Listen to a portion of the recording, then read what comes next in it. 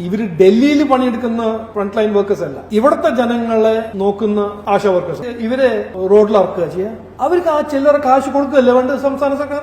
എന്നിട്ട് പിന്നെ ആ ഡിസ്പ്യൂട്ട് പിന്നെ റിസോൾവ് ചെയ്യണം. ആശാ വർക്കേഴ്സിന് കൊടുക്കുന്ന കാശ് നമ്മുടെ സംസ്ഥാന സർക്കാരിന് ഇല്ലെന്ന് പിന്നെ പറയണം.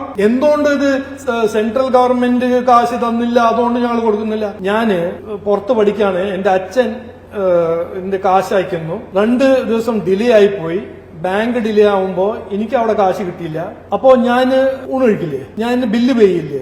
അതല്ല, ഇത് ഇവിടുത്തെ സംസ്ഥാന സർക്കാരിന്റെ ആശാ വർക്കേഴ്സ് ആണ്.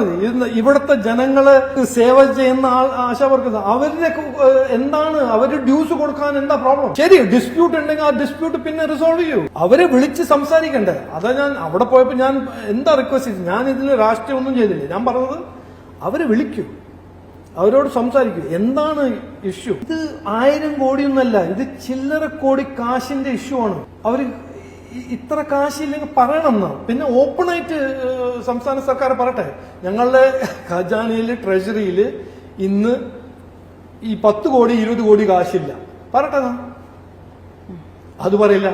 ഇങ്ങനെ ഓരോന്ന് ചുറ്റി സംസ്ഥാന സർക്കാരിന്റെ ഇഷ്യൂ അല്ല, സെൻട്രൽ ഗവൺമെന്റിന്റെ ഇഷ്യൂ ആണെങ്കിലും ആ ഡിസ്പ്യൂട്ട് സെറ്റിൽ ചെയ്യാൻ ഒരു വേറെ വഴിയുണ്ട്, വേറെ മാർഗമുണ്ട്.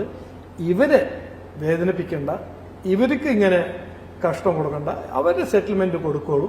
എന്നിട്ട് ആ ഡിസ്പ്യൂട്ട് നമുക്ക്, ഞാൻ തയ്യാറാണ്, ഇവർക്ക് കാശ് കൊടുത്താൽ ഞാൻ തയ്യാറാണ് അവിടെ പോയിട്ട് ആ ഇഷ്യൂ റിസോൾവ് ചെയ്യാൻ. ബട്ട് ഇത് ഇമോഷണൽ ബ്ലാക്ക്മെയിൽ ആക്കി മാറ്റിയാൽ ഞാൻ തയ്യാറാണ്.